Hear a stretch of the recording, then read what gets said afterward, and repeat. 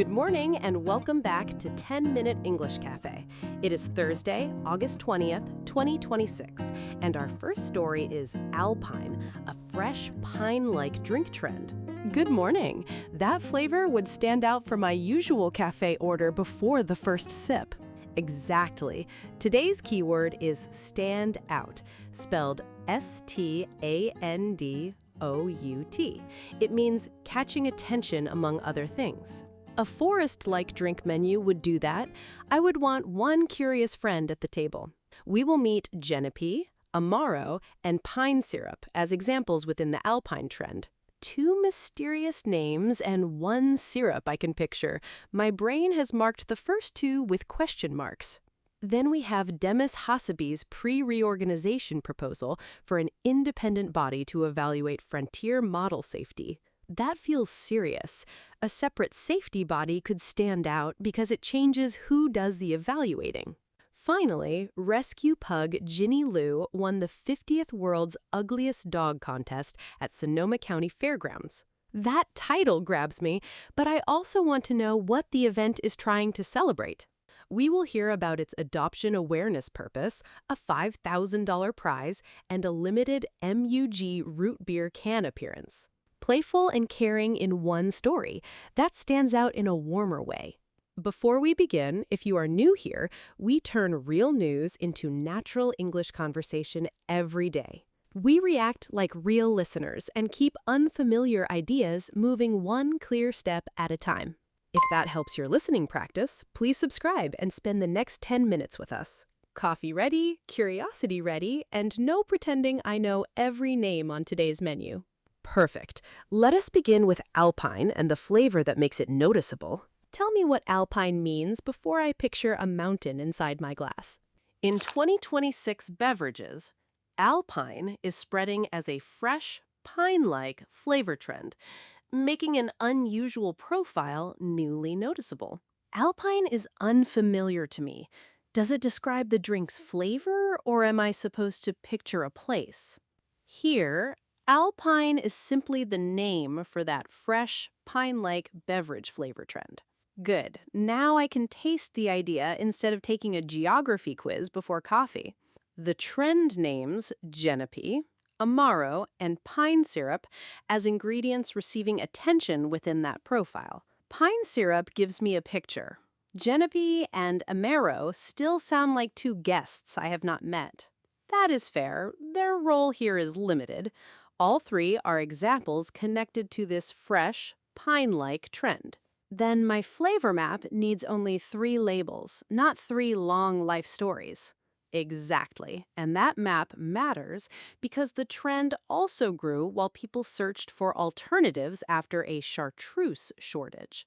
So the shortage opened a space, and unfamiliar ingredients started getting a closer look.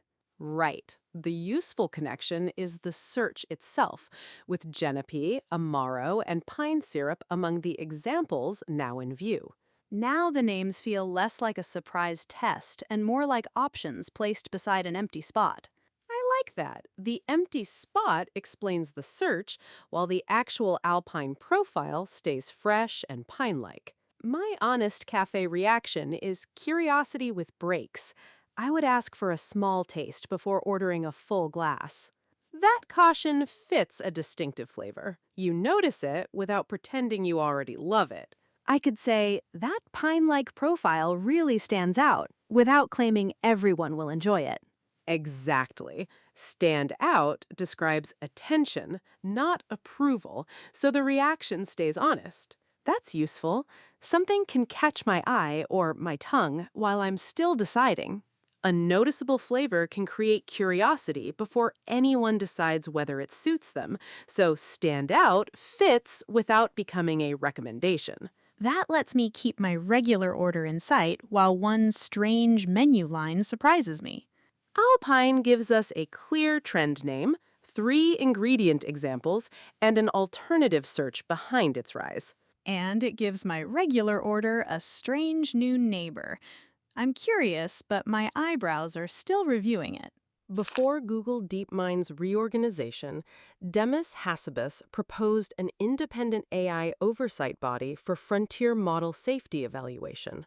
Why does the separate body matter? I want safety to have its own seat, not disappear inside the same organization. The proposal imagined an IAEA or FINRA-style independent standards body evaluating the safety of frontier models. So the initials are not a memory test. The useful picture is a separate group setting standards and evaluating safety. Exactly. That comparison gives the pre-reorganization proposal a clear role: independent evaluation focused on frontier models. That helps. It is not every gadget in my bag, it is one model category inside this safety proposal. Your bag comparison keeps the boundary clear. The proposed standards body would evaluate frontier model safety, not review every device. My first feeling is relief, because independence sounds reassuring. My second is caution, because standards never stay simple for long. That mix fits the proposal. It stands out by giving safety evaluation a specific institutional shape. I picture a separate referee entering a technical game and saying, "Before we continue, let us check safety by shared standards." The referee works, as long as we keep its role narrow, an independent standards body evaluating frontier model safety. Fair. No imaginary powers or whistle, just a clear picture of separation and evaluation. DeepMind's reorganization and movement around Jeff Dean later strengthened a sense of emphasis shifting from research first toward operations first. That sounds like a whiteboard changing from "what can we discover" to "how do we make this work in practice?" Your whiteboard captures the contrast: research first on one side, operations first on the other. Then the earlier oversight proposal matters beside that shift. Safety evaluation had a proposed shape before the organization changed. Yes, the timing stands out because Hassabis proposed the independent body before the reorganization. My practical question is, who evaluates the models as the emphasis moves closer to operation? The proposal matters beside that shift because it placed independent safety evaluation in the conversation before the emphasis changed. Then the referee picture is not decoration. It helps me remember what the separate body would do. The proposal answers with a precise model: an IAEA or FINRA-style independent standards body for frontier model safety evaluation. I appreciate that precision. One clear sentence is kinder than a bowl of unexplained initials. So the narrow takeaway is proposal, independent standards model, safety evaluation, and a later shift in organizational emphasis. Narrow works. The idea still stands out without turning our cafe table into a conference room. At Sonoma County Fairgrounds, rescue pug Ginny Lou won the 50th World's Ugliest Dog contest, becoming this edition's winner. That playful title is memorable, but what is the event for, beyond making people smile? This was the 50th contest at Sonoma County Fairgrounds, and the event also promotes awareness of rescue dog adoption. That changes the title's feeling. The joke catches attention, then the adoption purpose gives it somewhere caring to go. Exactly. That purpose connects the winner's memorable moment to a wider reason for holding the contest. Now I am smiling at the rescue pug and feeling warm about what the event points toward. Her win also came with a $5,000 prize. That is real prize money. I pictured applause and a proud pug face, but not $5,000. She also earned an appearance on a limited MUG Root Beer can.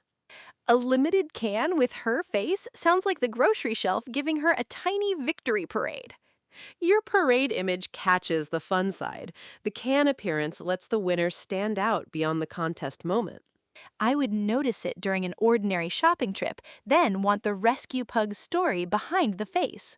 And the event's rescue awareness purpose gives that curiosity a caring connection.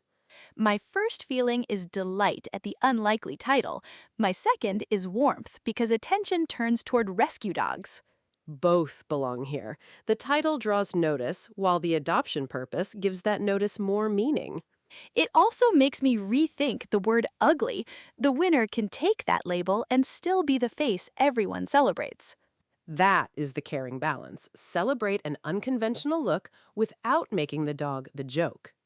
Good. I want the laugh to feel like cheering with her, not laughing at her. That feeling keeps the contest title and its adoption purpose together. 50 contests gives the event weight, while this rescue pug makes the latest edition easy to remember. And her 2 rewards keep it concrete, $5,000 and the limited can appearance. One reward is money, while the can is something a shopper could suddenly notice among ordinary products. That's stand out in everyday action. A rescue pug's face makes one limited can hard to miss. She stands out, wins, and leaves us a warmer reason to remember the event. 3 very different things stood out today. A pine-like flavor trend, an AI oversight proposal, and a rescue pug with a contest crown. My attention moved from a drink menu to a serious safety discussion to the happiest imaginary grocery shelf in one cafe visit. In the Alpine story, stand out described a fresh, pine-like profile without pretending everyone must like it. I am curious enough for a small taste. The 3 ingredients no longer feel like a surprise test. In the AI story, an independent standards body stood out as a specific safety evaluation proposal. The later shift toward operations first made the proposal's earlier timing matter.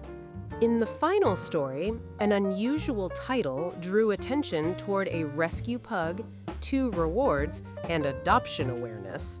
She wins my vote for the face most likely to stop me in the middle of an ordinary shopping trip. So here is today's question.